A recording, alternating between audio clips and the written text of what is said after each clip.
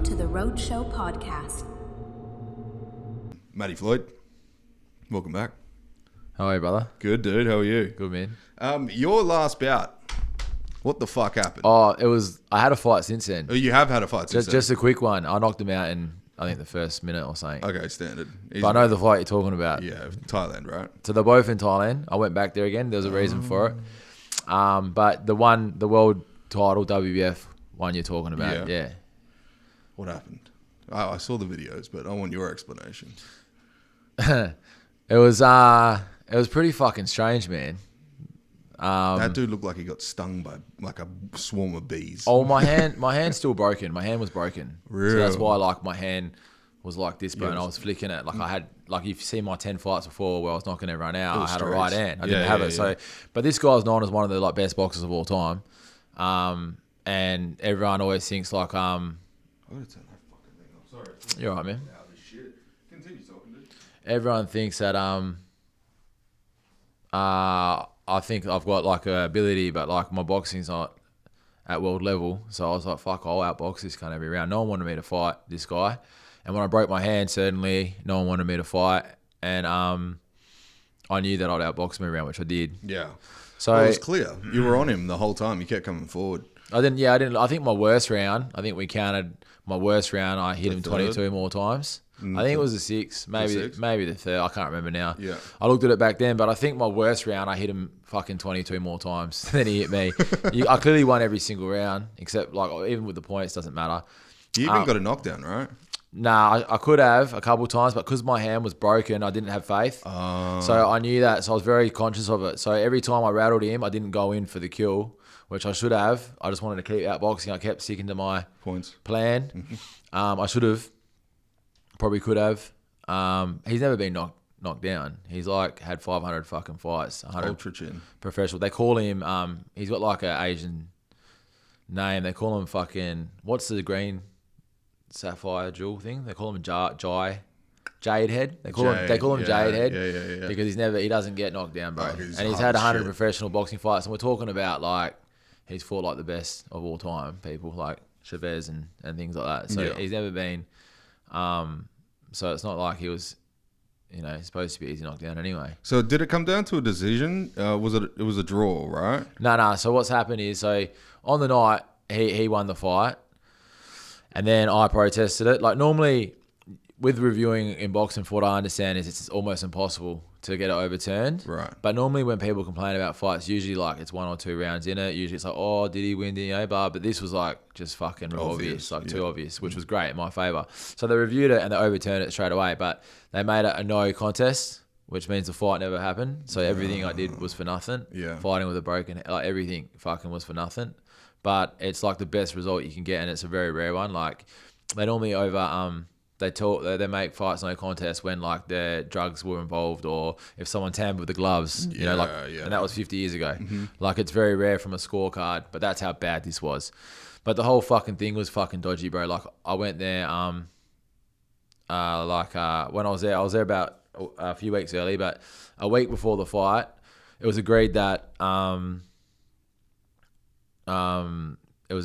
there would be no Thai judges and no Australian judges. Right. And then they were like, look, we're going to have one Thai judge, but we're going to have an Australian judge as well, and a neutral. And in the end, they're all fucking Thai judges. And the ones that weren't like Thai natives lived in fucking Thailand. They all either lived in Thailand or they were Thai judges, all 3 of them.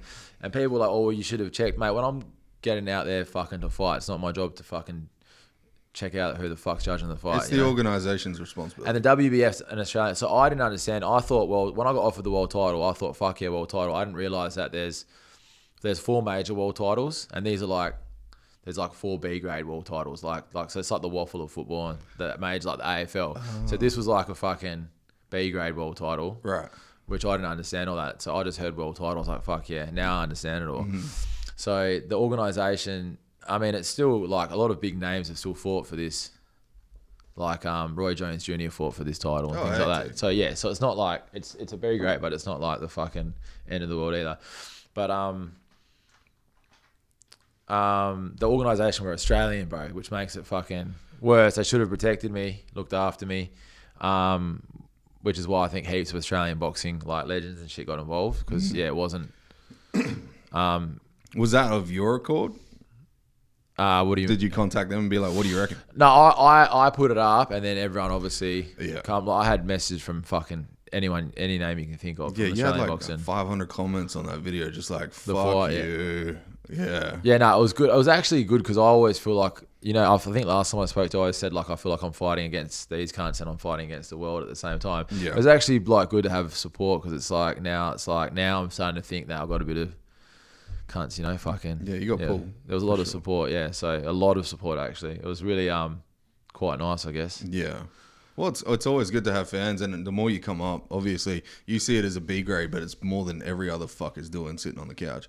You know what I'm saying? Well, I thought it was like, you know, I mean, a world title, and I saw some big names, this and that, but now I'm going for one of the majors anyway. Yeah. So now I'm fighting for like a WBC, which is the green belt, like the most prestigious belt, and it's the international, which is the one before the world title. So it's pretty much the second biggest belt you can fight for. Sick. And with boxing, like I've had, you know, so many fights now, I've won them all, and that will get you like a bit of a following in Perth, but it happens overnight where you have this international fight where you get recognised straight away, and it's like that. With boxing, you just kicking shit. You're doing everything on your own pretty much, and you got to back yourself and this and that, and then you get to this point, you know, and then everything changes. So, I mean, I haven't even had this fight yet, and I've had fucking like crazy ass off. I think last time you asked me, I was like, yeah, it hasn't got to that point yet where you get weird cunts offering you out like off the street. But like, you know, like ice heads and shit. But now it's like I'm getting like proper fucking offers. Like someone just asked me, he rang me up at like midnight. An English guy rang me up like 2 nights ago at midnight, and he's like, this Malik guy who just fought Bivol, who fought Better Beef. He said he wants to fight if you want on the 1st of March. Then I had this Frenchman offer me a crazy amount of money to fight him in fucking France. And so it's, I even had someone ask me about Tommy Fury, and obviously probably 1,000 people got asked about that. But I was like, fuck, man, I'll fight that cunt for free. Just I'll pay my own costs and everything, you know? So I said that to him, the same English guy that asked me about Malik 2 days ago. So, yeah.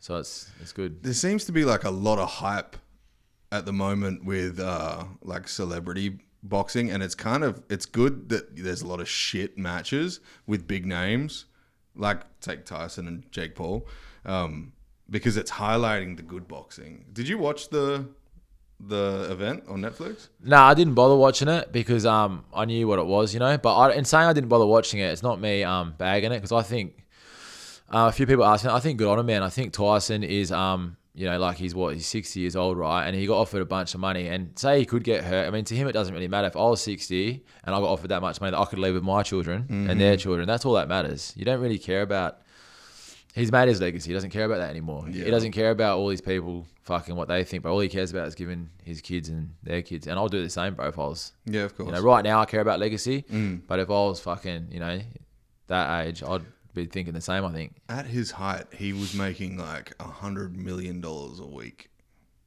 from sponsorships. Oh, like in the 90s? In the 90s. I had no idea. Yeah, dude. Crazy. And that's like back then, that's like the equivalent of 500 probably today. Oh, yeah. It was wild. He was living it up, dude. Yeah. I just finished his autobiography, and holy shit, dude. He talked some fucking, like, he had like the craziest thing where, because he was like a sex addict, he would write letters to girls, and then they would visit him in the prison, and they would have like a walk around yard in the prison, and he knew exactly where there was a seat where they could sit on his lap and he wouldn't be seen by any guards. But then he got a little bit frivolous with it, and he was like fucking them like all over the cage and shit. It was so fucking well, he wrote all this in his everything, dude.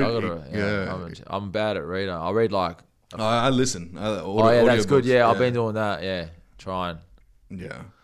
Dude, it's fucking wild. You'll get to that stage soon, I think, man, because your trajectory is just literally going up and up and up. And you can see, like, a couple of people have tried to steal it from you so far, like with your shit that we talked about on the last podcast, and obviously this Thailand shit as well. When you're coming up, everybody wants the king's throne, dude. Yeah, but they don't say it to me on the street, bro, to my face. Of course they wouldn't. It's all online, so yeah. And it used to bother me at the very start, and because of who I used to be 10 years ago. So because of my ego, and I used to be who I was, it's very hard to become just a boxer. Yeah. But now I'm getting there, man. Now, like, I'm fucking it's really about boxing. You know, it's getting there. I'm a lot better. Was that your gym that did that to you as well? Like helping out all the kids and shit? Well, I have to teach that, you know, like I think, I was telling a story last night to the boys, a few months ago, you know, we had, there was like, you know, a few of us all fighters at Benny's and some little short, chubby dude like bumped me and wanted to fight me. And, you know, the boys were like, you know, and I'm like, no, it's all right. Yeah, don't worry, boys. Fucking, I grabbed them. I go, look, bro, come here. Let's have a drink. Bought him a drink, you know. It's all right. Calm down, B. You know. Yeah. So I did that in front of him because I got to teach the boys, you know, humility and to be humble and stuff. I mean, there's obviously times, you know, where you have to, and I try to teach them as best as I can. I got to lead by example. Of course. Ego's a very fucking tricky one. Because you think it's you at the time, and you're like, oh fuck, that's just the response. Yeah, and you just got to be.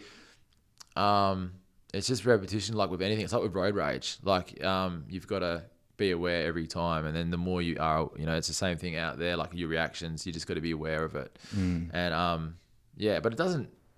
Like I don't think I've had one person ever say anything to me on the street.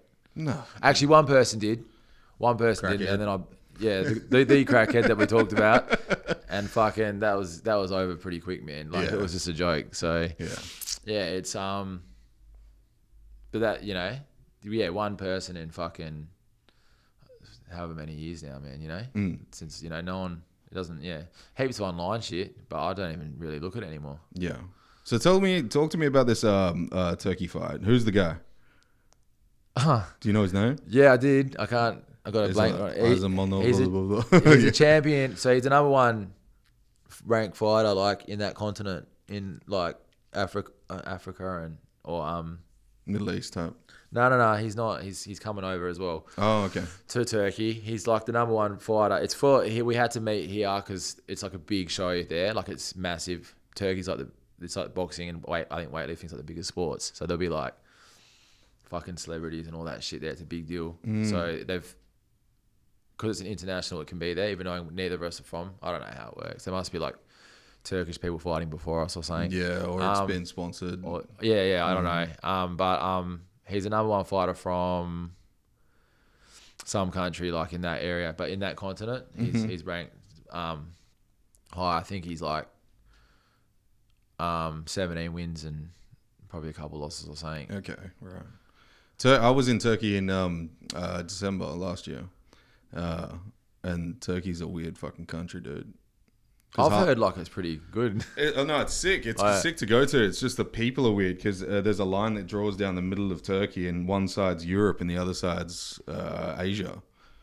So like literally two different worlds. Okay, it's good you're telling me this because I've been asking people, no one's like told me it just like straight as you have then. Yeah. Turkey is fun, but make sure you've done your cardio because the fucking streets are like this, dude. Uphill. Oh yeah. Would you go to Istanbul? I went to Istanbul. I'm going there first. Yeah. To train there for like a week, and then I'm fighting in Ankara, which is like the capital. Yeah. Are they like two different? Yeah, very different. So it's one Asian and one. Yeah, so European? Istanbul's more the Europe side. Okay. And then you've got the Asian side. Well, everyone's told me Istanbul's great. Istanbul's fun, dude. Yeah, I don't know much about Ankara. Yeah. But it's their capital, right? Yeah, I think I'm pretty sure Istanbul's the capital. Okay. But Ankara is the next biggest city. Okay. And that is on the fringe of the desert. So I think at this time it'd be freezing though. Yeah, it is. Yeah, it's freezing. Yeah, but I don't mind that. I'll there. fight in the cold then, you know, it's all right. Yeah. All my fights have been in 50-degree heat. How far before the fight are you going over? Are you giving I was supposed to go on Thursday, like a few days, like what day is it today? Sunday, like a few days ago. But I didn't go, man, because I just didn't feel ready. I wanted to do a few things here first. So I changed my flight to Tuesday. And the flight's on the 27th, but it takes like 2 days to get there. Yeah, it's fucked up. So I'm going to Dubai first. I'm only there for a few hours and then Turkey. So I should be in Turkey. What's the date today? The 16th? No, 15th.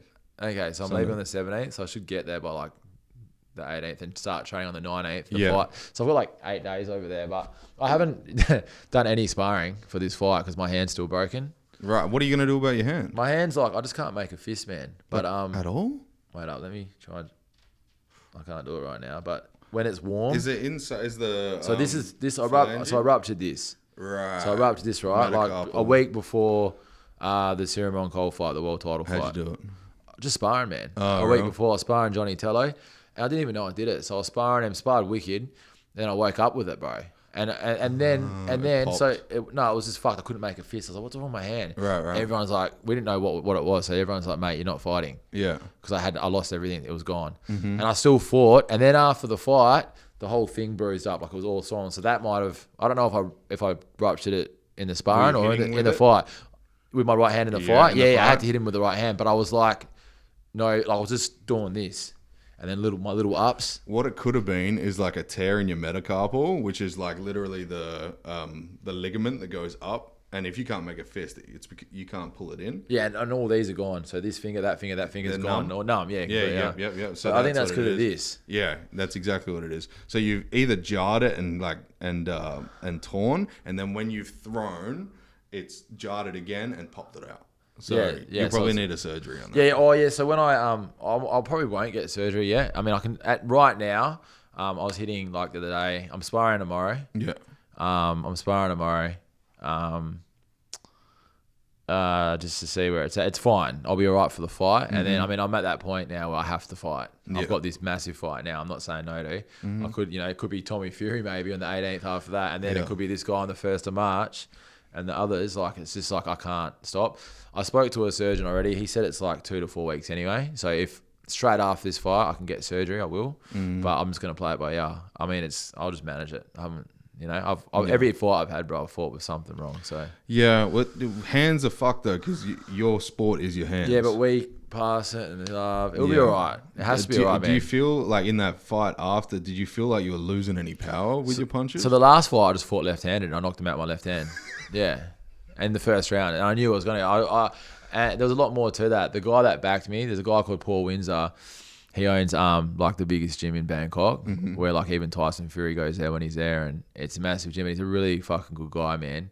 And so do you switch stance? Are you going southpaw? No. I've got my jab is like as hard as a heavyweight's right hand. Oh shit! Yeah, I was just hitting the pads with Ray Mancini. Yeah. Just before I got here, and he goes, "Man, I've never seen from a heavyweight a left hand like that before." Sick. Because I like to slingshot it as well sometimes, and it's fucking So because I noticed you come low with it. If I have to, I just change. I can do that, Yeah. that, or straight as well, and just flick it until it's there, and then bang. And it's different. I'm awkward, obviously, and it just helps my style. I think it throws a lot of people off because a lot of people are expecting him to come, from the shoulder. Yeah, it doesn't matter how. No one can train for me. Yeah. So I know I'll beat everyone in front of me. Like no one can train for me, and I got one of them heads, and I'm just gonna keep coming forward. So. I'm going to be fine. It's just getting there, I've just got to get better at my style. I need to there's no point in me getting a traditional boxing trainer to try and make me a boxer. I am a boxer, but I'm, not the traditional style. I'm just better at mastering my style now. Yeah.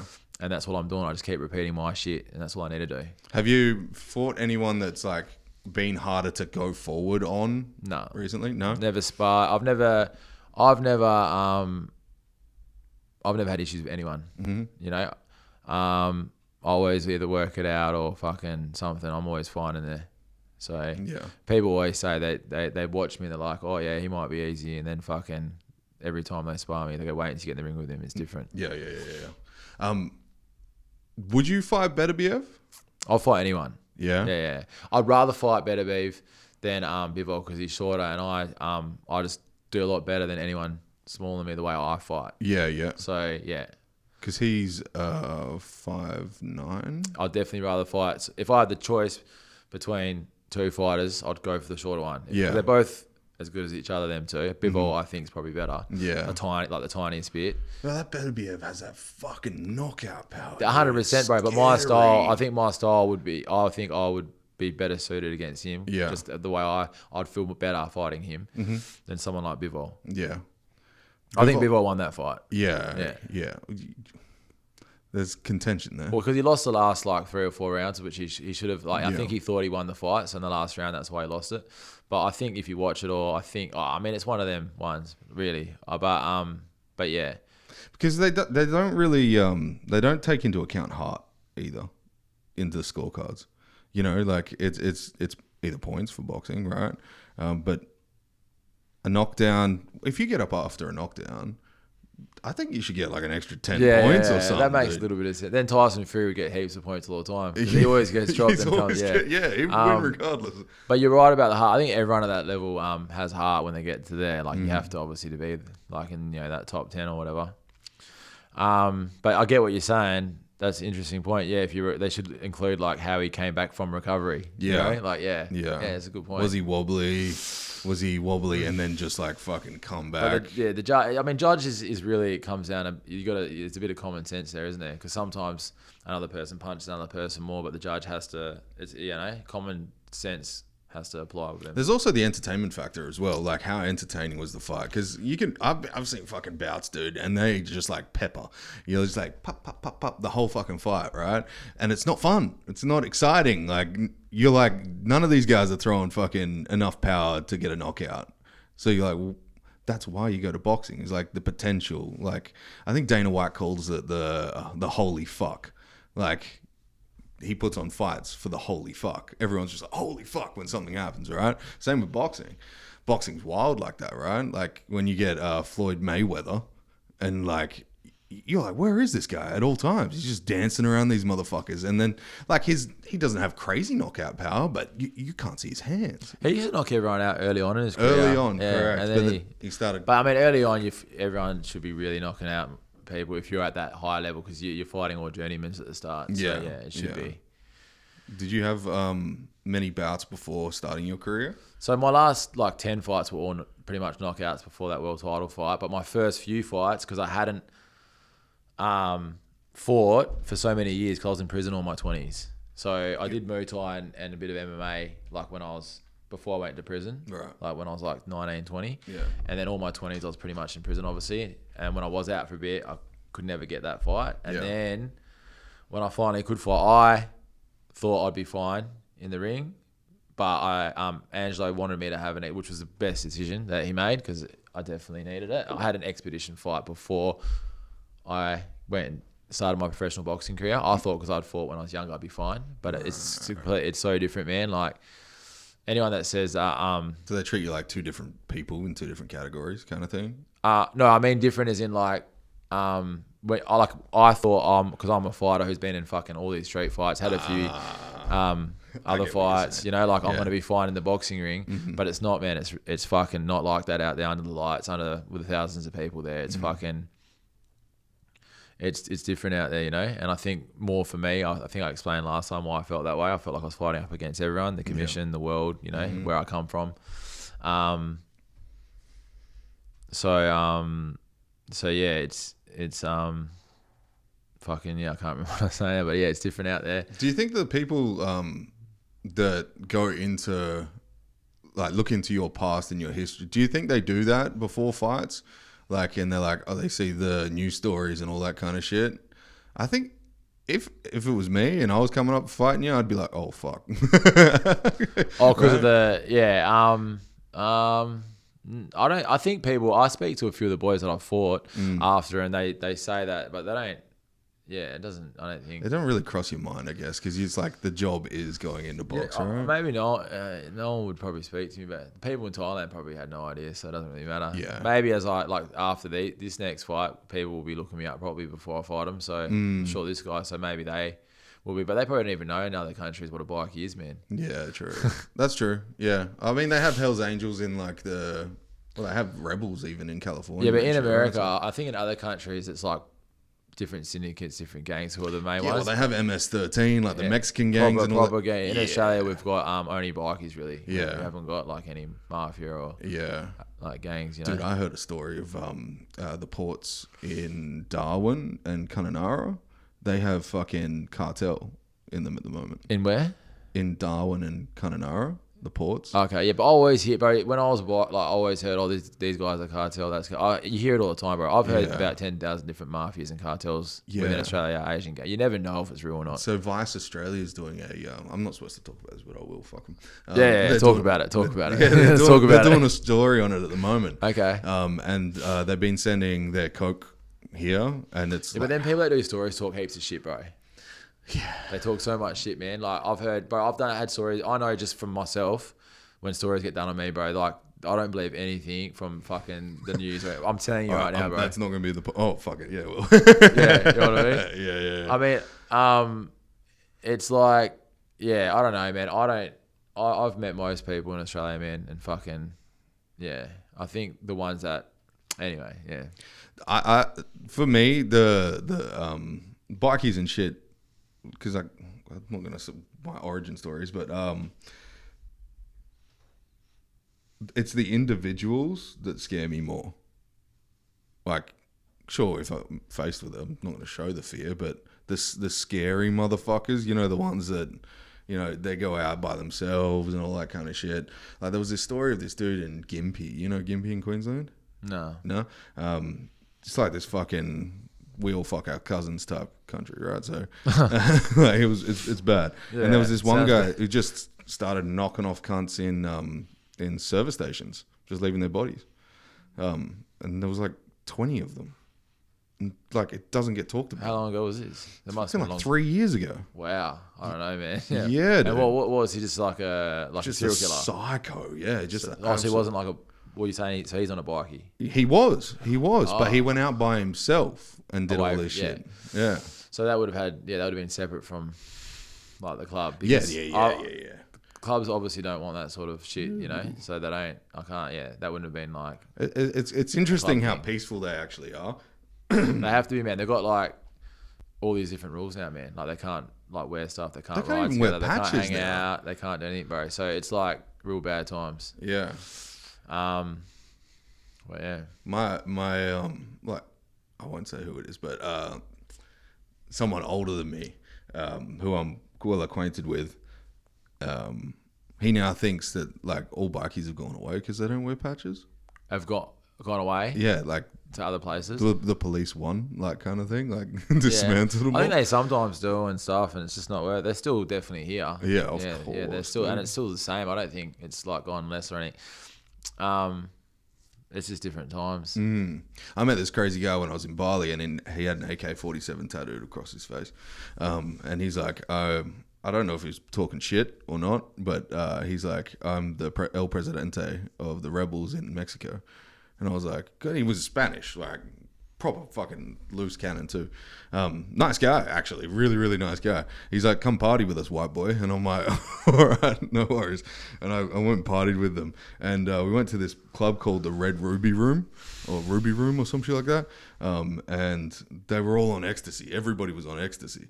And I was just standing there kind of like a little bit tipsy, just like, what the fuck is happening right now? And this dude pulls his fucking cock out and sticks it in this girl's ass. And she like pulls her skirt up. And I'm like, was that rape? I'm going to go. Where was this? In Bali, dude. Okay. Yeah. Yeah, they're crazy fuck, dude. They're weird over there, man. I've heard. Yeah, that's pretty weird. I would have. I've seen some parties. I've been to some where it's like pretty hectic like that, but it's definitely consensual. The girls were definitely there for it. Yeah. I stayed away from all that shit myself. I was never interested, but whatever made the boys happy, I guess. Yeah, have your fun. Fuck. I was like, you know, I was a young leader, man. I was a boss, so for me, I was never drunk or anything, man. I was very alert all the time and aware, and I was very young. There was a lot of pressure, you know, and I always want to make the right decisions, be morally correct and all that. So, can you talk much about it? Yeah. Okay.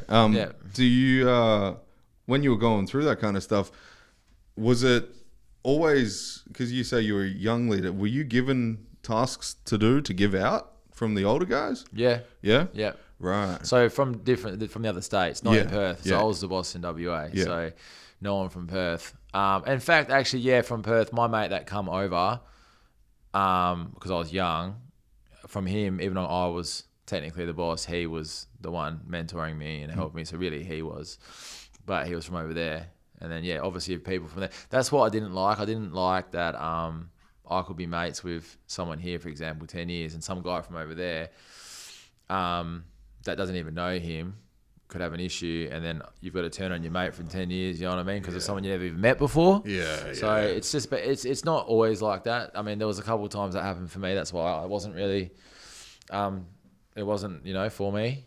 But there was lots of good things as well, I learned and things like that. There's a lot of good people, man. lot, you know. Like I've heard stories, and we've been close to people that have told me there's no higher loyalty than the brothers. Like when you're in it, you trust them with your fucking life, and I guess that it depends on the people, man. Like with life, like with me and my boys at my gym, I teach that, and I try and it's the same with us, man. Me and my boys around me, like we're like that, and we're not in a club. You know, like I'm all about trying to get them to put everything into either fighting or other things and that. So we've got that too. But within the club, what you just said then, yeah, it is like they try and instill that, and it is that. It just depends on the people, but and like within each club, there's like, you know, different groups as well. So there might be a group that are like that, and there might be ones that aren't, you know. It's better to keep it, I believe, or I reckon it's better to keep it small, have like, instead of expanding, having 500, because say there's 500, I don't reckon you could get like 3 or 4 together in an hour. Yeah. But say you got 20 boys together all the time, every day training, and you're always together everywhere, eat this, whatever, that's more than what anyone else is going to get, because you're always going to have that 20 there. There's 500, it's going to be hard for them to get 5 to, you know, that's what I learned, that's what I saw. Yeah. From my dealings, like whenever we had issues with other clubs or whatever, because we were always together, it was always quite easy to sort out. I remember a good example. I probably shouldn't say. Yeah, can't. Yeah, don't say it. Yeah, it's just for example, like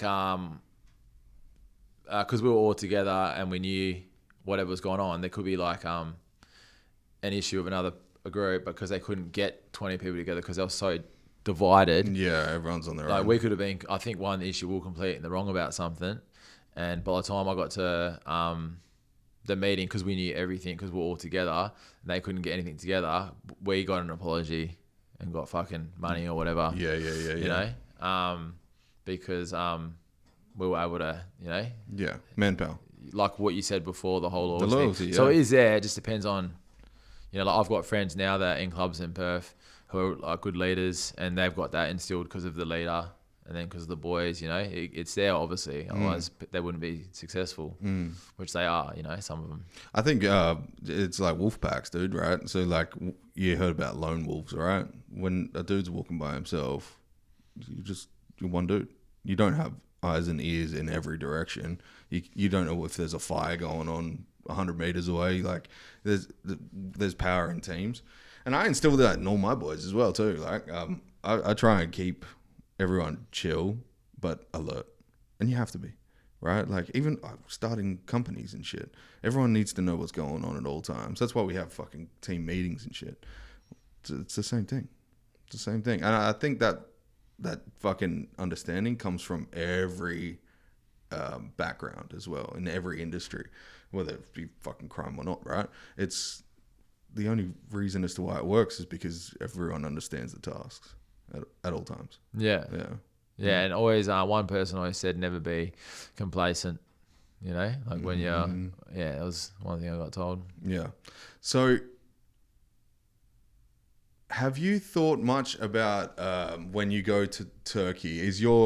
I'm pretty sure they have a higher altitude over there. I have no idea, man. Pretty sure it's because when I went there, I was like, I should probably get there a little bit earlier then, eh? It's a bit late now. It's a bit late. Yeah. No, well, it's not too crazy. Because I went from England. We kind of eased our way down. We were like England, Paris, Amsterdam, Germany, and then Turkey. Yeah. So you didn't really feel it too much, but I imagine because we're pretty much at sea level here. That's what we're right next to the beach, right? I'd imagine it'd be like a little bit harder because there's fucking hills and all sorts of shit, right? I have no idea, man. I'm just gonna have to work it out. I haven't got a choice now, so it's you know, like, it's interesting. When I was at Paul's gym in Thailand, it was like up, and it wasn't the heat there because I've trained in 50-degree heat and I can do like round after round. But there I struggled because of the altitude there. Oxygen. It was different, man. It was like air, and I remember the first time I got there was this guy. He's like, how many rounds do you want to do? I'm like, we'll do 10. I just got there, you know, and he laughed, you know. And I'm like, I laughed back. I'm thinking, this guy doesn't know what I'm like, you know. Yeah. And I've never, like, you know, like, I'll keep going, you know. And I remember after 6 rounds, I didn't want to say anything, but I'm like, man, I'm fucking hurting, bro. I've never felt that way before. Yeah. So it was a good eye opener. But when you don't have the oxygen, the lactic acid. Before that Thailand thing happened, when you talked about altitude, I normally would say, oh, I don't give a fuck, I'll be right, you know, because I always think that. But now I'm a bit conscious of it, so now I'll be thinking about it when I get there. You know, well, it's the more it happens. If you get there and you feel like it's a little bit draining, go and do what do they call that? Hyperbaric. I'll just go for runs when I get there, man, straight away. Yeah, well. I'll run as hard as I can, you know, for whatever the fight is. So it's going to be it's going to be a 12-round fight. So I'll have to run and I'll probably have to sprint for 40 minutes. Have you looked into the guy? Nah, his someone record? Joel. He said 17 fights. Yeah, one of my boys showed me a couple of things. It'll be fine, man. I think I'll beat this guy pretty early, to be fair. Yeah. No disrespect to him, he's a bit shorter than me. The way he fights and that. Oh, it's like a perfect setup for you. I think it's going to be fine. Yeah, I'm very confident. That's good, dude. Hell yeah. So after that, you're hoping to get your fight either with Tommy Fury or in this French. No, the French guy, I don't know about, man. He's been like messaging me for a little bit. Is he known? Is he a well-known guy? Yeah, he's like the most well-known fighter in France. Okay, right. And it's going to be a big deal for France. Like, I think he will get a lot of money for it. The government gets involved. It'll be a big main event fight. He's offering me a fair bit of money to go to France to fight him in France. Okay. He sent me a contract already. And yeah, it's a big contract. Okay. Apart from this Malik fight, it's the biggest contract I've ever seen to this date. But I don't care about that yet, you know. Obviously, like the Tommy Fury thing, I was like, man, I'll fight him for free. So, but that's not because of anything, but I want to get the biggest fights I can after that, you know. Yeah. What's the purse for this one? For this one right now, the international one. Yeah. The international belt itself's worth a lot of money, so people will have to pay me to fight me for that belt. So I'm just fighting for the belt right now. That's good. After everything, after all the costs and that, I mean, it's costing like fucking $100,000 just to get there and back and fight and have a team there and that. There, right? No, but the belt, people don't realize you got to pay the organization and things like that. Yeah, for licensing for the belt. Just like the world title, to fight for WBC, the green world title. I think you got to pay about $200,000. That's what it's cost. For that comes from both teams. You negotiate, you work it out, but then you end up getting paid for that grand title. You might get $5 million for that fight, or 10 million, or 1 million, or whatever. I don't know. Yeah. But it costs. People don't realize that's got to be worked out by the teams too. So this fight now is more about the belt. I don't know yet, but I don't even think I'll make any money by the end of it. It depends on a lot of things. Well, with a green belt, man, you can get fucking after I get this belt, sponsorships. it doesn't matter. It's about the belt. So I don't know. I might not. I haven't really looked at it. It doesn't. It's all covered. Yeah. That's the main thing. And then after that, if there's extra, it doesn't really bother me. It's just focusing on the belt for now. The belt, yeah. And then I'm really excited about next year now. After this, you know, dude. It's my year. It's pretty fucking epic, dude, to see how you've come up. Even in like the last year since I last I had 11 fights in the last year. Yeah, what the fuck, man? Who's doing that in Perth? Man, I would have had... Like at your level, let's say. Yeah. I think there will be boys that would, but people don't realise that boxing in Australia, man, you've got to back yourself at the start and things like that. Like my boys don't realise how fucking lucky they are that they get to fight, bro. They don't realise I'm the one backing them and paying for it all and look, you know. So... people don't get that, but it's hard. Like normally if you go to a gym and you get good after a few years or whatever, you need to get sponsors, and no one wants to sponsor you unless they're like people you grew up with, because it costs like, you know, $20,000 a fight or whatever. You know, unless you're like, did what I did and I talked about my story a bit. So I built a bit of a profile in Perth. So I was able to sell a few thousand tickets in Perth. Yeah. And then I would make heaps from that, but not many people can do that. You know, no one really had that story. So it's very hard for fighters,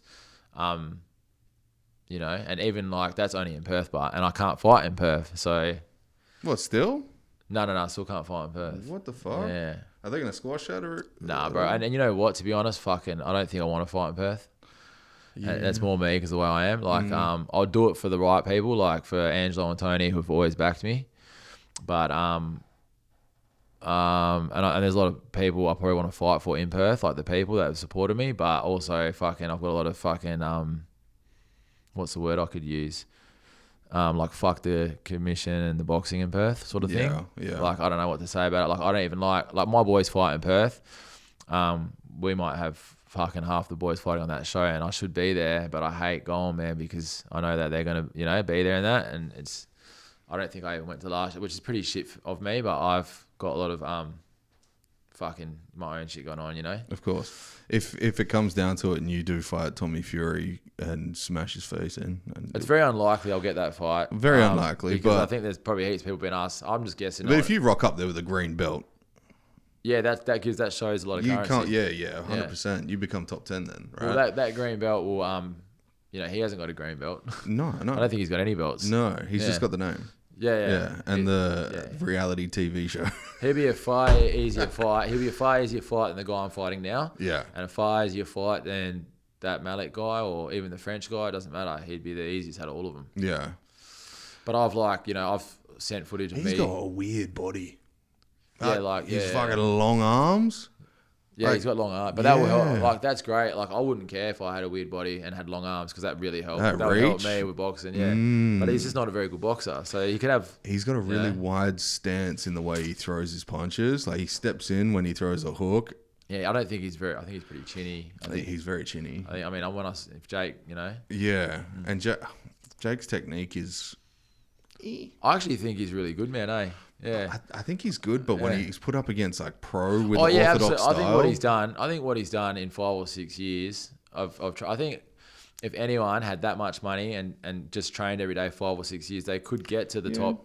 He could get there in time. The problem is he's blown up with all of these old fucks that he's fighting and already semi-retired or either retired fighters, and he's got the money and they're retired, so they're not getting a paycheck unless they got sponsorship. And why not throw a dive? Oh, man, I think he's beating him, eh? Nate Diaz? He fought Nate Diaz, dude. Nate Diaz was like the best UFC hand-to-hand combat. Yeah, but it's different, man. Like it's really different, man. Boxing's really different, man, to MMA. Yeah, because it's really different. The hands, it's a different sport, man. They'll tell you that themselves when they box. That's why the boxers do it, bro. That's why the boxers do it, man. Yeah, because and it's like that was a good example. Yeah, there was some indication of Floyd actually knocking out McGregor. You see where he carries him. He did it. He could. Yeah, that was horrible. Yeah, like when it was the David versus Goliath, Floyd Mayweather versus Logan Paul, and like he just fucking throws that right hand and you see his knees crumble. Like, Logan Paul's a big man, dude. Oh, Jake's a lot better than Logan, but that's what I was going for. Yeah. But I think Logan has realized that, and that's why he's doing WWE now. Like, he can be the flashy guy. Oh, he just quit, eh? Did he? Yeah. Oh no. Yeah. Unless it was fake. I saw it the other day. I don't even look at stuff, but they come up. WWE's they're getting rid of the PG era. You know how they brought in the PG era?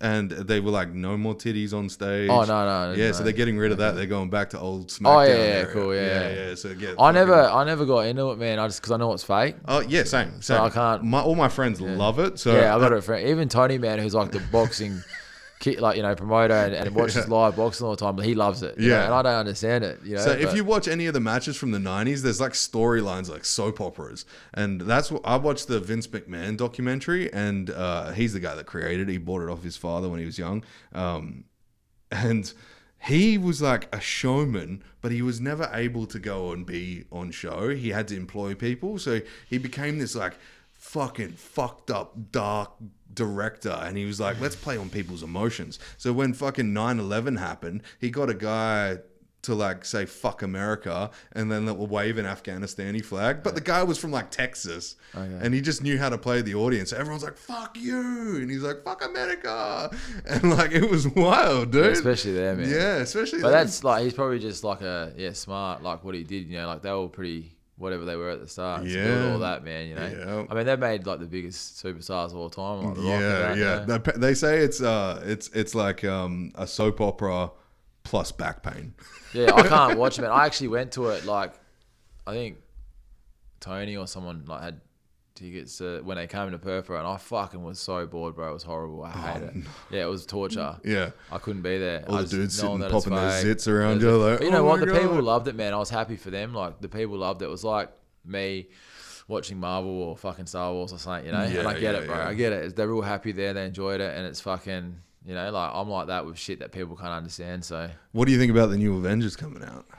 I haven't looked into it yet, man. It's like Doctor Doom and Robert Downey. That I'm looking forward to it. I mean, yeah, it'll be. I wonder if they're gonna tie in Iron Man with Doctor Doom because it's like a parallel universe type. Yeah, they'll thing. make like a different Iron Man. They were talking about weren't they talking about Tom Cruise being Iron Man or something? Yeah, they have to, bro. Yeah, that would be pretty cool. That'd be sick. That would be pretty cool. Just pulls it off as Scientologist under there. Yeah, man, that'll be sick, bro. And then they should let fuck, who was it? I can't remember now.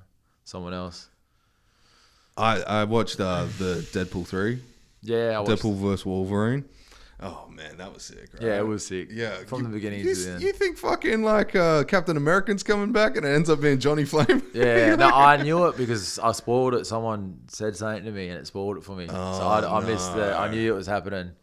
Because I was like, Captain America's back. No, That's I knew he was sick. going to go to Johnny. Yeah, my missus fucking hates Marvel, and it's kind of fucked because I went to see it with her, and she's like snoring next to me. I was gonna say even people that hate Marvel probably like Deadpool. Yeah, but she thought it was really funny. Yeah. And I was just like, yeah, well, that's what it's about. It's supposed to be like the MA15 version of Marvel.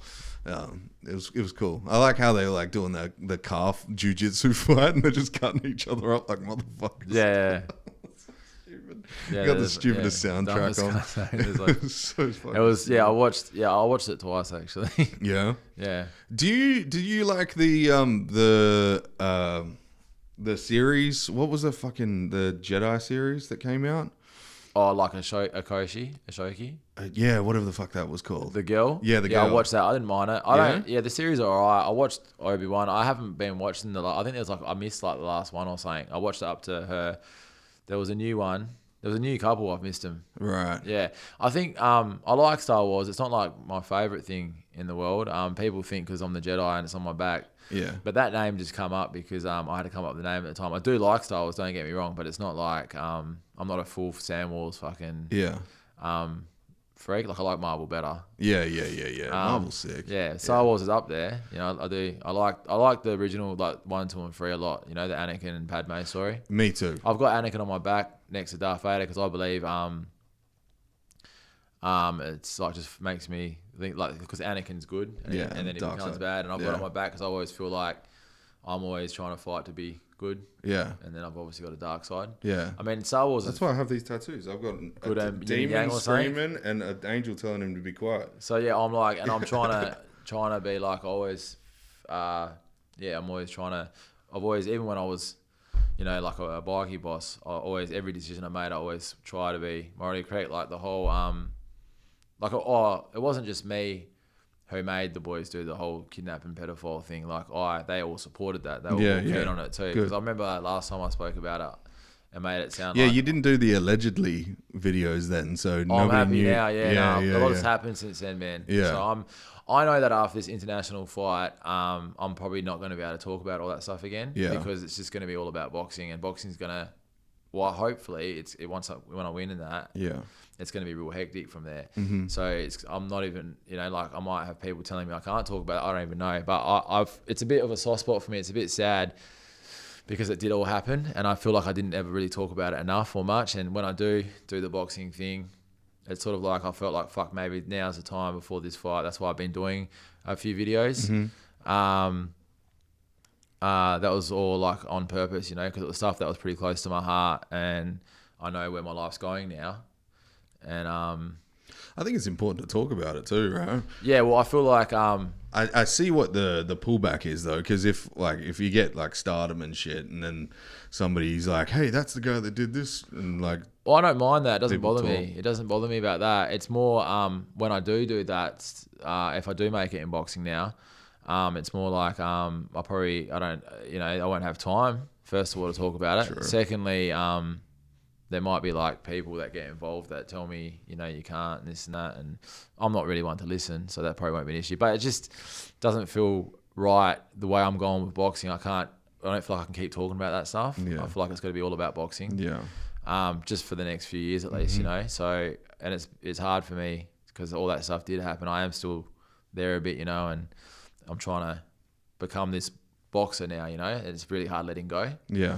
So it's still there, and that's why I sort of I try to, because people are probably wondering, why is he fucking doing these videos all of a sudden? And that's sort of the reason why I'm trying to, because I feel like, you know, it's the last time I can talk about it. Maybe like later on in 10 years I will again, but right now, you know, it's a bit, yeah. What happened was actually a few days ago, yesterday actually, someone came to me and was like, around that time era, 2013, she said that this guy like kidnapped her and fucking did all sorts of shit to her, and boys around knew about it and things like that. And I'm thinking, man, like we were around back then. Like if she come to me, we could have stopped that, you know. Shit, yeah. And we were doing things then, you know. Yeah. And that same year and everything. Anyway, the whole point is we never talked about it. We just did what we did. There was no social media then. We weren't recording anything, and it's like I feel like some boys didn't get enough credit. Not that that's what it's about, but it was all done. You know, it was all like, you know, a lot of boys went to prison. I went to prison, and it's just like people aren't aware enough, man. Like people don't. Like I tell the story to a few people, and it's like they either think you're lying or they don't think it happens. You know, and it's like people just need to be more aware. Yeah, people are sheltered, dude. And it's horrible. Yeah, people are fucked, man. Like even it happens within my own life, bro. Like the good thing is, like I was always talking. I think last time I was probably talking a lot about injustice with the pedophile stuff. How I went to jail. They set me up with the pedophile. And then secondly, I've been talking to justice about how they're trying to charge me with a bunch of shit because of who I was 10 years ago. So some people are going to be like, oh, fuck, this can't just screaming injustice and he's just doing the wrong things, going, oh, they're unjust. Like, not luckily, but then I had the fucking fight for the whole fucking world to see. And I'm going, okay, this one's, you know, unjust, you know, and people are like, oh, yeah, fuck, all right, yeah, you know, maybe he is, you know. Yeah. So it's like, it's just... you're not crying wolf, you know? No, man, it's happening. I always tell people, man, come past my fucking gym and I'll show you. Them charges, I was an open book about, bro. Normally people shut the fuck up. They wait for fucking trial. I was like, man, come fucking see this, man. There's no fucking evidence against me. It was driving me fucking mad. And then the fact how the cops set me up with a pedophile, bro, like that story, no one even know. That just got fucking... They even try to give me money to be quiet. All sorts of shit, bro. And it's like... Fuck. People just fucking have no idea, man. But that's what happened. It happened. You know, and there was boys that happened to that were with me, you know, and it happened to them too, you know, but fuckers, dude. Yeah, I don't think people think about the sway that the law actually has on actual real situations, and they can make something happen way worse for somebody that has done wrong, but wrong is subjective. If you're fucking up a pedophile, who's in the wrong? It's a pedophile. Man, it's not even like people don't even have to fuck them up. People can step up, right? People just gotta scare these cunts to death because that's the best you're gonna get. You don't want them to go to prison. Like you want something else to happen to them. There's days, bro, and I just can't because of boxing. Like even today, man, I was running on the treadmill and I'm like, man, I'm just gonna fucking do a fucking post and be like, you know, if any cunt knows about any of these critters or pedophiles or anything's happening, because I heard a story yesterday and it really hit me hard, you know. I'm like, just come to the gym, let one of the boys know and we'll fucking sort it out. But I just fucking can't. And I want to do a post and then I fucking almost did the post saying it and then I stopped, you know, because I'm like, man, I'm fighting in Turkey next week. Yeah. I've got it. So it's a real fucking hard one. But people don't need to fucking like kidnap them and chop them up and torture them because they'll just get life in jail. And that, you know, but it'd be great. But like, there's other things that can be done, you know, like, I don't know, man. I think I reckon every fucking citizen should at least kidnap one pedophile.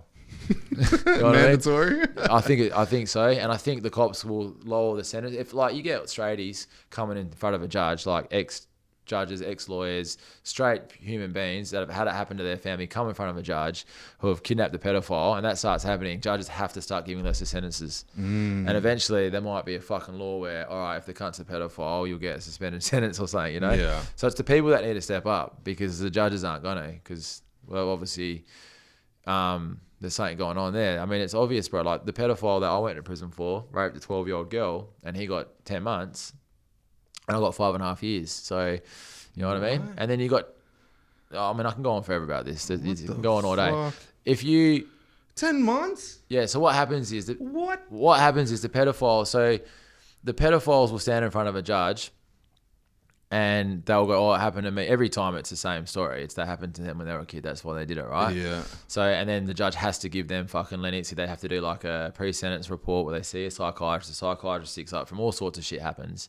So they have to give them a lesser sentence. It's like pleading insanity almost. It's just, well, they are insane. Oh, of course. They're fucked. To be attracted to a child, you're fucking mentally sick, right? You know, I can accept that. But you don't have to act on your sickness. It's like if you like women, you don't go around raping them. Just because they like kids doesn't mean you have to rape the kid. Yeah. Just keep your sick shit to yourself. Just like I'm sure like men have thought about fucking that woman. Go fuck a midget in the shop or whatever.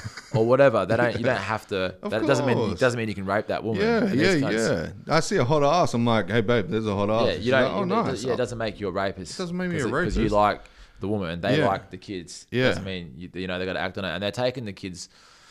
Lives away from them. So that's why when I say like when I kidnapped pedophiles, I would I didn't like torture. I'm not a gruesome person. I would want to. My thing was because obviously whatever happened to me as a child, I was a very scared kid. So now my thing is I just want to scare the fuck out of them to death. I want them to think they're going to die for as long as I can. You know, like I want to. Obviously, there's only so many times you can make them think you're going to kill them before they realise you're not going to kill them. But you want to try and do it as many times as you can. Yeah. So that was my thing, you know. My thing is, I've got... Allegedly. Yeah, allegedly, yeah. Well, I went to jail, man. They're not going to... It's done now. I did my jail. I did all my 20s, you know, like in prison. It's done now. I'm just saying if there's multiple, allegedly. If there's other things, bro, it's still bullshit anyway, you know, like it's done. I can't. It's done now. Well, I've said it to many people on the podcast and a lot of people know your name who come in here and I talk to and they're like, oh yeah, Matt Floyd, the boxer. I'm like, yeah, you know, he's a fucking pedophile hunter. And they're all like, oh, fuck yeah. What a mad gun. Yeah, it was. Was. Yeah. Still am at heart. Yeah, I'm still a vigilante. Yeah. I still am at heart, man. Like, I'm sure if a perfect opportunity came where I could do it without getting caught, I would do it. Yeah. I'm not, you know, but it would have to be like, you know, real perfect. So I did a podcast with one of my mates, and we went deep on news stories, like international news stories. And in Germany, they passed a law that stopped They reduced the sentence of having child pornography from it was like a jailable sentence to a misdemeanor countrywide. Yeah, so they're fucking sick fucks. They're sick fucks, yeah. And they said it was because if you were a teacher and you confiscated a phone off a child, that phone might contain pictures of other teenagers that, you know, but it's not that. And I had a fucking reporter contact me because I said this shit on the podcast. And they were like, you know that's true. There was like one lady who took a phone and that phone was unlocked and it had pictures of young men's penises on. And I was like, yeah, but why did it go through the courts? Who else are they trying? Does that mean everybody now? Oh, I can just walk away? Like I'll pay a fine? What else are they doing? Are they what? So you can now have pedophile rings, like send photos to each other, and what the fuck is that? And the lady didn't know what the fuck to say. And I was like, yeah, shut the fuck up. You think it's just don't believe everything you hear in the news. Most of the time, if it's got to do with fucking either sex trafficking or children, like there's some deeper shit going on at all times. Yeah. I've been told it happens in Australia too. I just don't know where, man. I can't find it, eh? What, sex trafficking? And stuff like that, yeah. Yeah, I've heard of it too. And it's just like, does my head in trying to work it out. I mean, what I heard this story yesterday, man. It was horrific, bro. One of my friends, one of my good mates, this girl, it happened to her with her dad. But this story yesterday was fucking, like when she told me it, bro, I'm like, man, that's one of the worst ones I've heard. Because this guy was also making her inject and stuff. Like when I was 10, I lived with a pedophile family. Did I tell you last time? No. Okay, so when I was 10, I lived with like one of the biggest pedophile families, like a foster family. They didn't make me do drugs. That was what I was getting to. Like yesterday, like they never. I was really like thinking, fuck, I didn't even think about that. Like these cunts would grab these kids and also inject them and give them drugs like that. I never experienced that, so I never really thought about that shit happening on top of everything else. Yeah. So it really just fucked my head for a bit. But when I was 10, I think the reason people always ask me why do you do it, why, but you know, blah blah blah, and I always thought it was just normal, you know. But when I was 10, because I've done a fair bit of like counselling and stuff, like, which I never believed in, but now I'm starting to, because I think it's helping also my boxing and that. But anyway, so I lived with like, one of the biggest ones, but I was the oldest kid, man. So because I was the oldest kid and everyone was younger than me, what happened was, so they'd make like videos, because I think they were more about making money. I don't think they were like, were they selling these kids off? No. We just no. They were making videos of us. Oh. So like, but like I remember like they weren't like fucking pedophiles, man. Like, because it was like more about money, I think. You know, like they're more about making money. Yeah, so they were selling. They like they were weird themselves, man. Like they did some weird shit, but they weren't like fucking full on. I can't explain it, man. But anyway, like I felt responsible because fucking.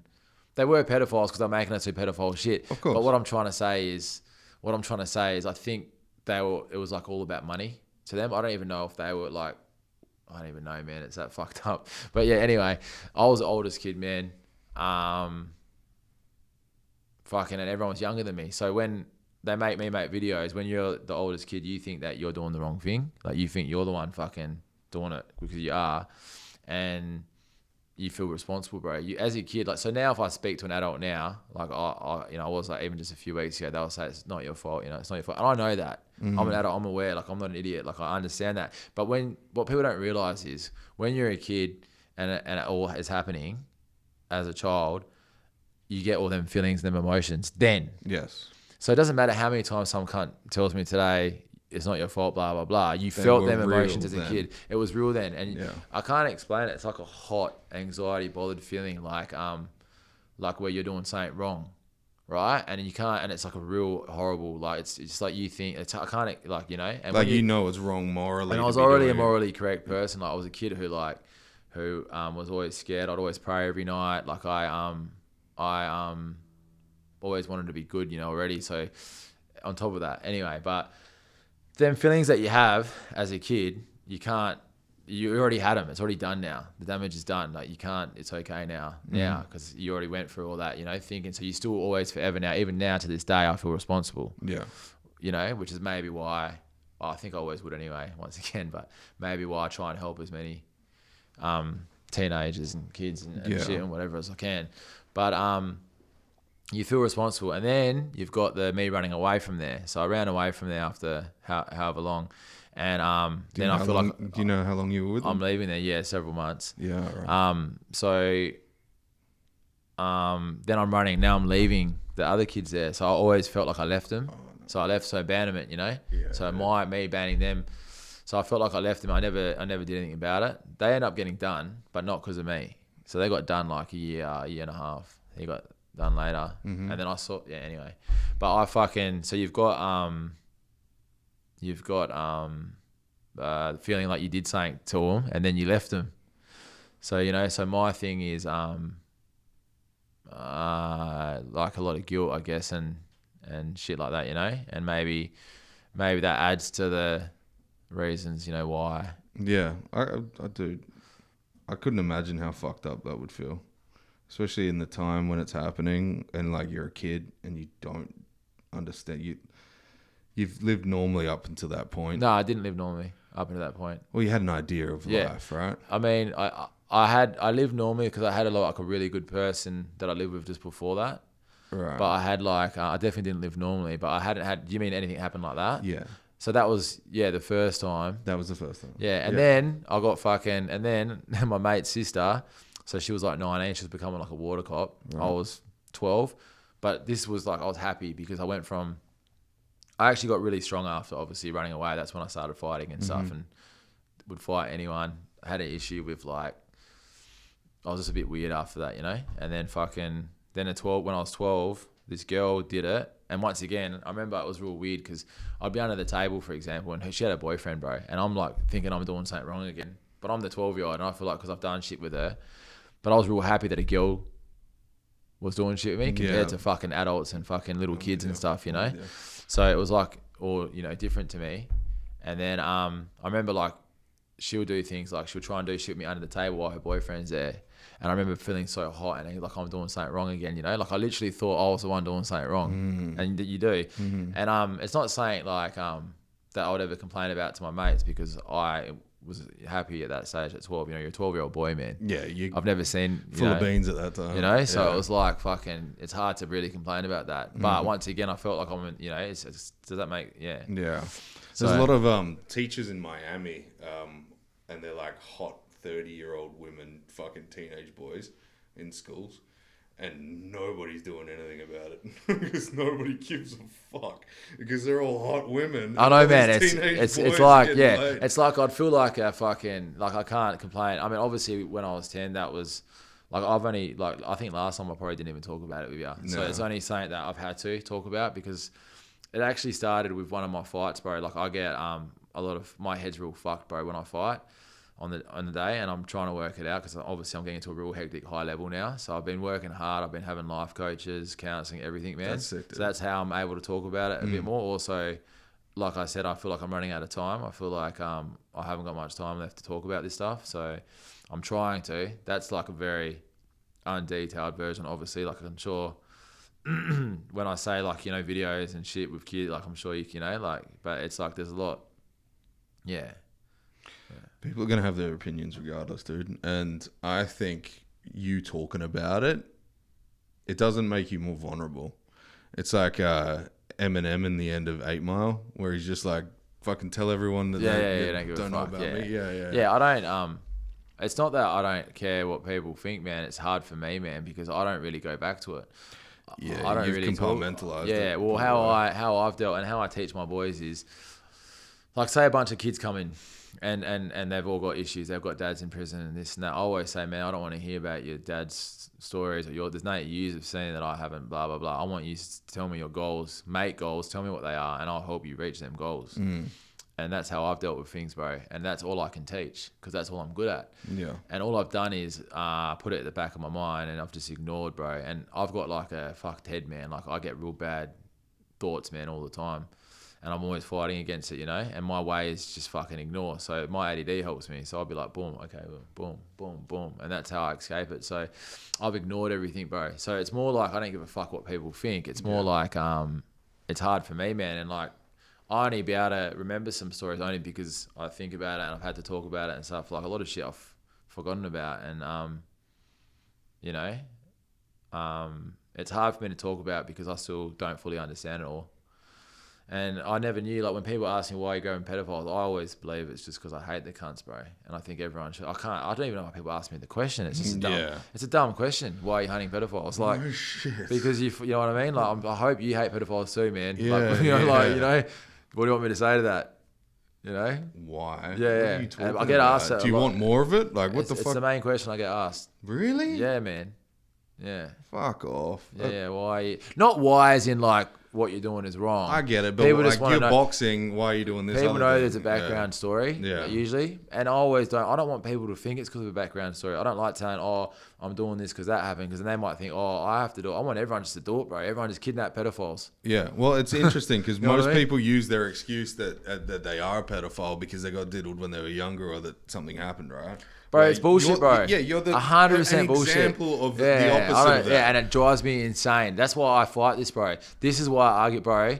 This argument is the one that gets me wild. Yeah. When people stand in front of a judge and say fucking all that shit to get less time, bro, it makes me sick, bro, because I know how much I hate the cunts, bro. And I love kids, bro. Like, I'll have fucking 100 kids, bro. And it's just fucking...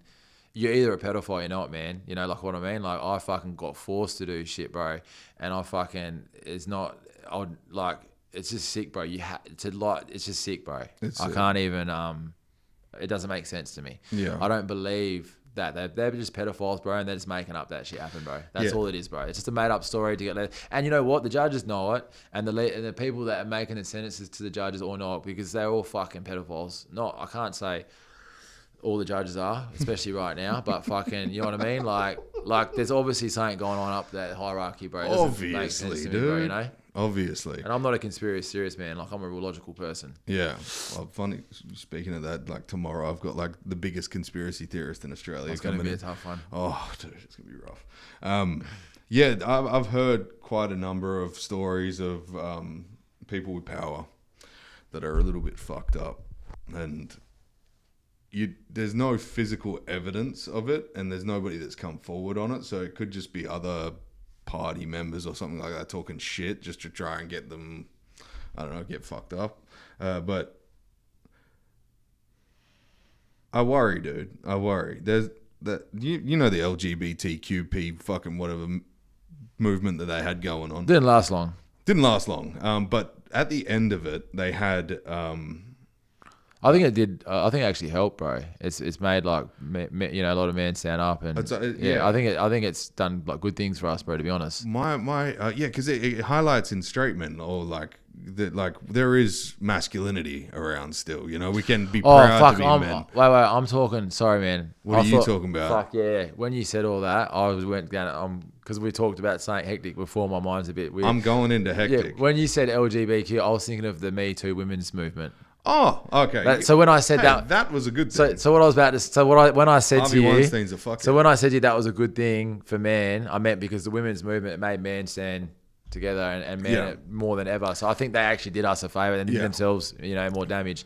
But not the LGBTQ. I didn't. Yeah, the lesbian, bisexual, gay, I get what you're trans. saying now. Sorry, bro. Yeah. Okay, yeah. so at the end of its term, they had age-related. What was it called? Fuck, it was accept ageist sex. So there was a guy he's a swimmer in Canada, and he was like, I'm a teenage girl. He's a man. He's a full-grown man, and he was a bald head, like balding on the top.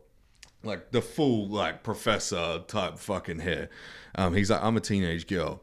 The Canadian government and the constituency. Please don't tell me that. Hold on. No. They let him compete against these 13-year-old girls in swimming, and then they also let him into the locker rooms. That's not political, bro. That's insanity. That's insanity. That's not political, bro. That's just insane. How is all the other countries need to stand the fuck up and stop that one country from doing that. Shit. That is horrible, bro.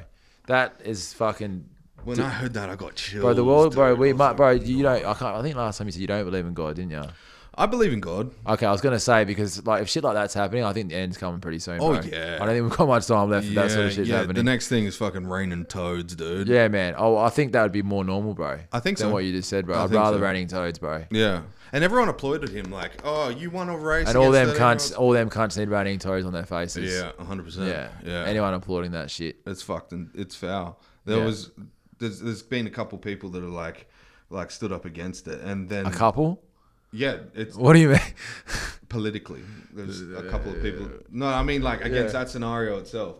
And then everybody in like Canadian politics and government will like put them in jail.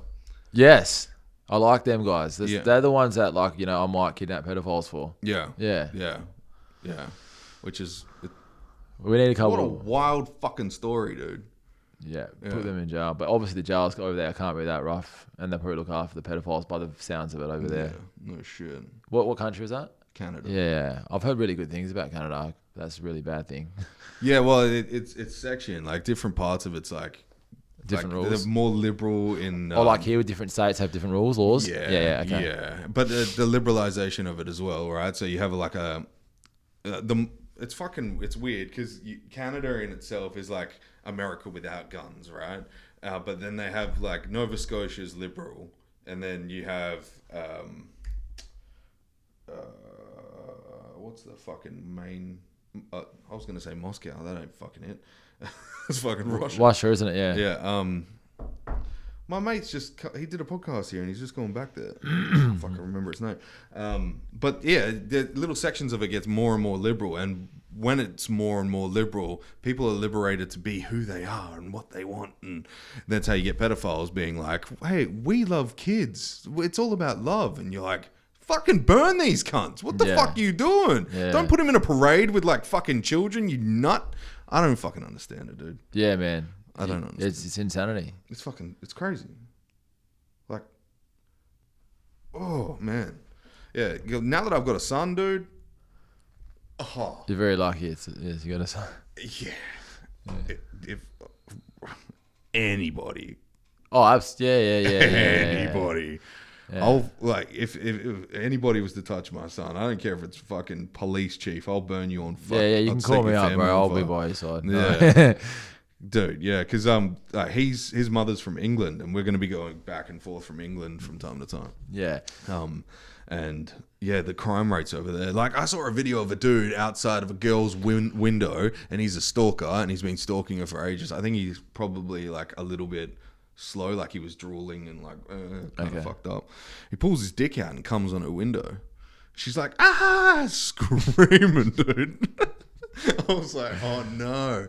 So people are going wild. There's this guy in Freo, and my friend, she like runs like Freo Metros, like the clubs and that. Yeah. For another mate, and anyway, there's a guy in there, and she says it's like her favorite homeless guy, but she said, but he's a bit fucked up. So he was like, he would like literally like. So he would jerk off in the middle of the street, and everyone would be watching. He would like, I'm like, what do you mean? Like, does he come like in front of everyone? And like, is it weird? You know what I mean? And she's like, did he come? Yeah. And she said, yeah. And I'm like, whoa. First of all, like, I go, why doesn't he like? She's like, well, where else can he do it? And I'm like, well, I don't know, man. Like, surely like at night time in the bush or something. I don't know, man. But he's not all there. I always give him money. I never knew about that story. Now I never like give him money and touch his hand. Yeah, you know just throw it at him. But he's actually like you know, like he's an all right guy. You can tell he's not all there in the head. Yeah. But I never knew that. And then she told, I don't know. I just thought of that because you just told me. People get crazier as they're outside more though. Yeah. Like I've seen homeless guys. Like you're like, oh, fucking Bob looks like a nice guy. He looks pretty normal. And then you see him. Bob 3 weeks later without a shower, and nobody's talked to him or given him a hug or fuck all, and he's not in a good way, especially if they're addicted to drugs and ice and shit. Yeah, they always ask like if about that shit on the homeless people. Yeah, it's strange, right? Yeah, it's different. I was going to volunteer at homeless shelters last year in England, but story came about, and I'll tell you after the podcast, and never got to do it, but apparently the homeless over there, because it's so cold, they're like super grateful. Like in harder places to live outside, they're way more grateful, they're way more loving, but then you just have the psychos that are like on the street because they're just like either prostitution or fucking drugs or whatever. It's just fucking kind of wild. Like if you were to go homeless here, sunny day, go to the beach, have a shower down there, I'd fuck it up, dude. I'd love this shit. They're not as grateful over here as other countries. I still always try, you know, like I try and like conversate with them and talk. There's one in Coburn at the moment. I talk to her every time, and I give her like $50 each time. Yeah. I like trying I learned from Angelo actually once. When I was a lot younger, I was about to give a homeless guy $50, and he goes, no. He goes, come here. He grabbed him. He goes, come inside the shop. He goes, you got $50 worth of stuff. Don't grab no smokes or alcohol, you know. Mm-hmm. And he goes, this is what you do. And he did that, you know, because there was a few of us around. So now like I try and do that. If I've got a couple of boys with me, I'll do that. Yeah. Instead of giving them money. If I'm by myself, I'm running late, I'll give them money, you know. Like if I've got a few boys, like the whole lead by example, try and teach that they do that. It's a good example. So I try and, you know, there's this guy at the front of Peaches in Freo, and I always try and see him every few days because I get my hair cut up the road from there, and I go in there and go in the shop with him and get him shopping, and then I'll speak to him after, you know, try and talk. He's always really grateful. They have to be grateful. If they're not, unfortunately, I won't help them again, you know. The ones that are always will talk to. This one at Kobe on the lights, I see her at least twice a week now. Yeah, there's this one girl who I always, if I have change or if I have notes, like anything up to a 20, I think she might be on meth now. Charles Street, when you're coming down, no, not Charles Street, starts with a V, whatever the fuck it is, on the way here. Every time at the lights, she is fucking beautiful. I'm like, start an OnlyFans. I don't fucking know. Just do whatever you want to do. Like, but she can get either a partner or she just cleans herself up a bit. And I was like, why are you out? And she's like, I've lost my way. And I'm like, that's okay. Like, everyone goes through hard times. Try and sort that shit out. But I'm always in my car. And the last time I saw her was maybe 2 weeks ago. Bro, she's probably lost 30 kilos. Her legs are like my arms. I was like, fuck, poor girl. Yeah. You know? I think, because it's harder to go homeless in Australia with the Centrelink and that, you know. So I always think, like, for them to get there, some of them, it's like must be really hard. Like, I think a lot of it's, they've been neglected as well, and that, you know, because it has to be to get to that point. Some of them, of course, you know, some of them obviously like that guy in the street, like they're just not all there in their head. They need to be somewhat helped. I always, even though I say I still do help adults, I try not to as much because I try and focus, if I had the choice, obviously on teenagers, because I built like a homeless fucking place pretty much for at the back of the gym, yeah, for adults, yeah. And they burnt me, bro. So I had heaps of adults staying there all for free. I paid for everything. I was trying to get them boxing, and they just were fucking stealing equipment, bro. And I could see it all, and then fucking shit. Like, it burns it, you know. And I've done a lot, like boys that get out of prison. I've helped a lot of boys, man. And you do get a couple, you know, that show up and they're grateful. But I try to focus more on, like teenage, younger, like, because I think they need it more. Yeah. I think adults to get there, a lot of it's like, if it's not sickness, it's like, it's sort of why as well, you know? Yeah, of course. But even though I'm saying this now, I still do, if I can give them money and this and that, you know? I try and get whoever I'm with at the time or whatever to try and give them, you know, as well. Like, I can't help myself, but... Yeah, that's good, dude. But yeah. Well, good luck in Turkey, bro. I gotta wrap this shit up. I forgot I'm going to Turkey, yeah. Yeah. What? Make sure you get like proper kebab over there. Man, I probably can't eat for like a week there, eh? What? Because I got like another 8 or 9 to go. Real? Yeah. Do you sauna beforehand? No. I do the hot bath. Hot bath? Yeah. Hot bath's so much better, bro, because it's just like the sauna you got to do all day, and you want to be dehydrated for like as less as possible. Everyone is different, but I lose like 4 kilos in that bath pretty easy. Really? So you go like... How hot are you going? You go like... You're supposed to go to like a certain degree. I'll probably go a bit hotter. You're supposed to go to like... I can't remember what Angelo said it was, but I just do it, bro, without doing... He wants you to do the temperature thing because you cook yourself, but I always forget and just cook myself. Do you do the snorkel in the bath? No, I just go under to about here. Oh, okay, right. But it fucks you up, bro. It's like I ice baths away, but yeah. So I do that for like... You're supposed to do it for 20 minutes. I might do 10 or 15. Mm-hmm. And then you wrap yourself up like a mummy, like in the hotel bed and sheets and everything. That's fucked the bed up, you know. And you just wrap yourself like a mummy and you just sit there for like 20 minutes. Yeah. And you usually lose 3 or 4 on that. And if you need to go again, you just go again. Yeah. But you can do that in like half an hour to an hour. Mm-hmm. And it's a lot easier. And you know that you can do it if you've done it a few times. Yeah. So like now I know. So now I know if I wake up at like 83, 84, I'll make 79 if I wake up on that day. So if I'm like 86-ish, like a couple of days before, I've made weight. With WBC, are you allowed to use IV rehydration? Man, I don't think you're allowed to at all, but no one really tells you nothing. So you just do everything until you get told not to. Yeah, okay, fair enough. Yeah. But I don't really know. I don't do anything, man. You know what? I don't take supplements. People don't realize, man, I don't take supplements. I barely like eat around now. I don't take fucking anything, bro. So I'm doing everything just fucking... Creatine? You know creatine? Don't take anything, bro. Okay, well, let me tell you about creatine after dehydration, because this is one of the... So you have creatine stores inside a body. It's normally in meat, but if you don't eat enough meat, like you have to eat like at least 3 kilos of meat to get enough creatine in a day. So there's new studies that come out, and I take creatine every single day, but I didn't realize that if you take an excess of creatine, your creatine stores come back. And creatine's the second main thing that rehydrates the brain after dehydration. So one, salt, obviously, and with water. It's not just by itself, but then creatine as well. So I should do it, and I've seen sport doctors, and I've done all this, and I've done times where I've bought it, and that I'm just fucking...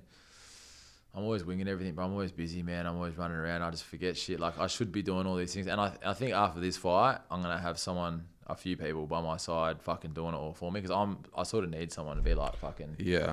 Have this, you know what I mean? Oh, one thing I was going to ask you, are you going to document all of this? So you're gonna have like a videographer? I think there's someone there for me. Is there? Yeah, that's why everything's a lot more like costly this time because you got to have all that shit. Like it's pretty well done. Like the guy's been sending me pre-fight stuff already, and it looks pretty like professional.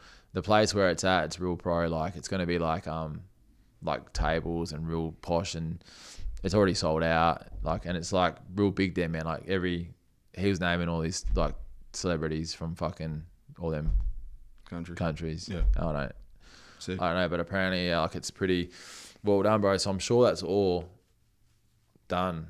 So yeah, everything's done, but it's very I'd love to see in the future if you get when you, I'm not gonna say if anymore because obviously it's a when you get your next big fights. I'd love to see the camp.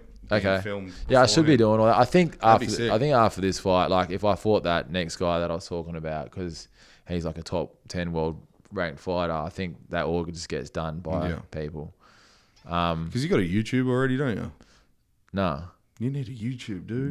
They put my fights on YouTube, but I don't have it. I know you need one. I don't even know you can have one. Hey? I don't even know you can have one. Can you have your own YouTube? Of course. I thought you just put stuff up on YouTube or something. No. You got your own YouTube account. People can subscribe to it, and you hit a certain amount of views, you get paid for it. I should be putting my own fights on my own YouTube account. Then no I was shit. And then you put clips of knockouts and stuff. And that's how you build hype behind your name too. YouTube, dude, and TikTok. That's what I mean, bro. I need probably need a bit of help. Yeah, TikTok looks really good for boxing too. TikTok's fucking. Someone told me about TikTok, and I tried it the other day, bro. I can't be fucked, It's just everything that you put on Instagram, put on TikTok. Don't worry about numbers. Just like literally copy the captions and just put it straight on, and like eventually it pops off. Like mine only popped off in the last 2 months. I did. So what happened was a year ago, I did a TikTok. Russell Manser. Do you know Russell? Oh yeah, R.I.P. Yeah, rest in peace. Absolutely, yeah. He told me exactly what to do. He's like, bro. So my TikTok that got like 55,000 views or whatever was the first one I ever did. I never did TikTok. He's like, bro, talk about this because he knows my story. Talk about that, and he goes, caption this, this, and this, and then put it on, and then it went. I did it, everything he told me to do, and it went 55,000 straight away. Yeah, so from what exactly he did, that one TikTok, it was directed by him pretty much. He told me exactly what to do. So he obviously knew that, and then obviously like he passed away a bit after that. Did you know him well? Yeah, well. Yeah, really well. Yeah, I talked to him like a day or two before. Oh no. So I was really. I really wanted to interview that guy. And he would have. He would have if I asked him to, man. Yeah. He was like he would have done stuff. I feel real sorry for his son. Yeah, I know Kai as well. Yeah.